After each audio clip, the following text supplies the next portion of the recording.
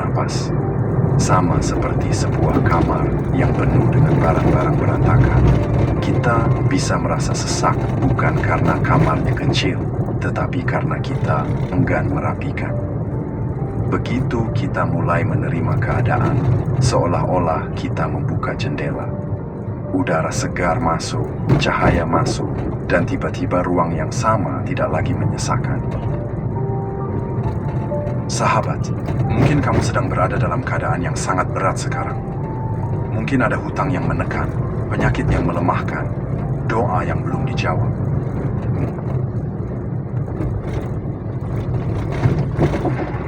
Now close your eyes. Take a deep breath. Dijawab. Mungkin kamu merasa hidupku begini terus, tidak berubah. Dan memang benar, mungkin keadaan tidak berubah. Tapi pertanyaannya, apakah hatimu juga harus ikut terpenjara? Penerimaan adalah kunci untuk membebaskanmu dari penjara itu.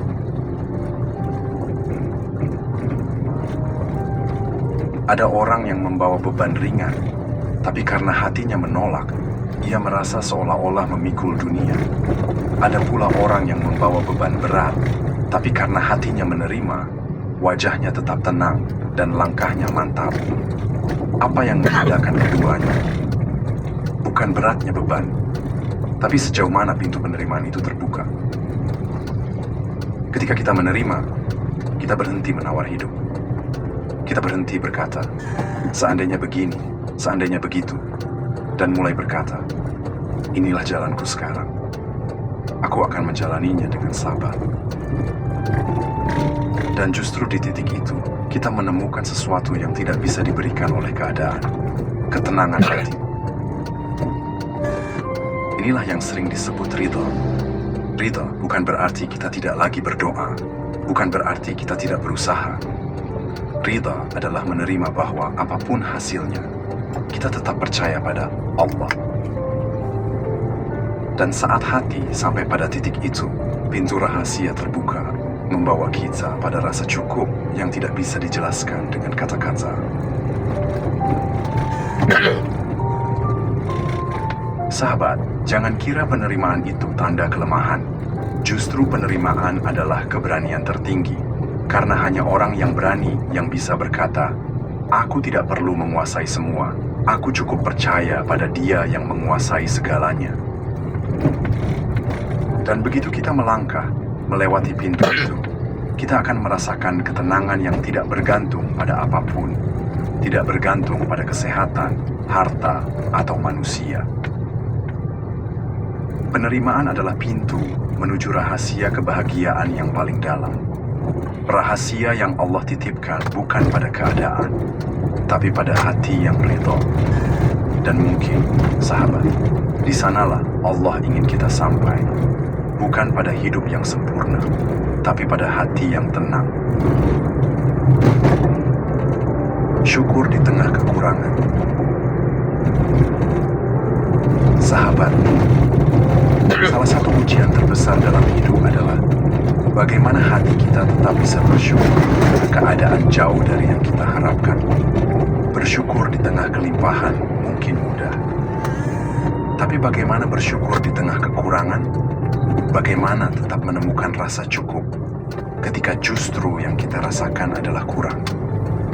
Kekurangan seringkali membuat kita merasa hina, tertinggal, tidak layak. Kita melihat orang lain lebih kaya, lebih sehat, lebih bahagia, lalu kita merasa hidup kita tidak adil. Namun, sahabat, bukankah Allah sudah mengingatkan dalam firman-Nya?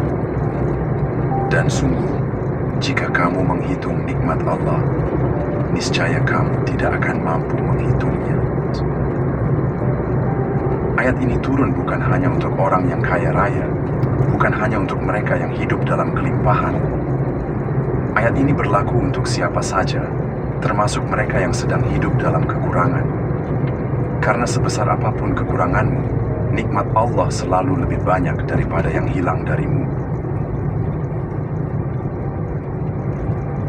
Sahabat, mungkin saat ini engkau sedang menanggung sakit. Mungkin tubuhmu lemah, langkahmu pelan, Tapi pernahkah engkau merenung betapa masih banyak nikmat yang tersisa?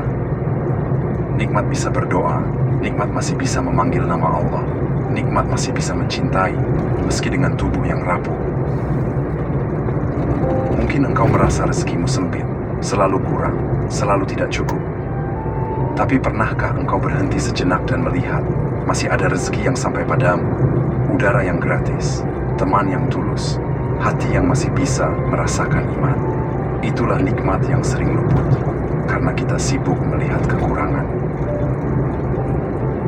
Allah juga berfirman, sesungguhnya jika kamu bersyukur, niscaya aku akan menambah nikmat kepadamu.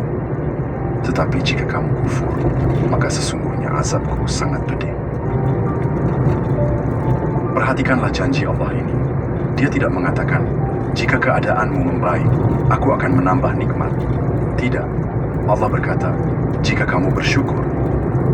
Artinya, syukur bukan hasil dari keadaan, tetapi sebab yang mendatangkan tambahan nikmat.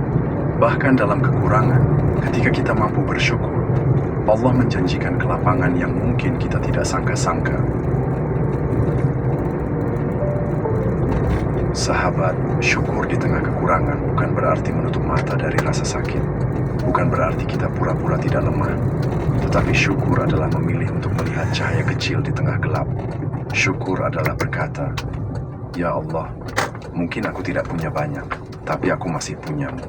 Dan itu sudah cukup bagiku. Orang yang mampu bersyukur di tengah kekurangan bukan berarti orang yang lebih kuat dari kita, tapi orang yang lebih dalam melihat nikmat Allah. Mereka tidak menghitung apa yang hilang, tapi menghitung apa yang masih ada.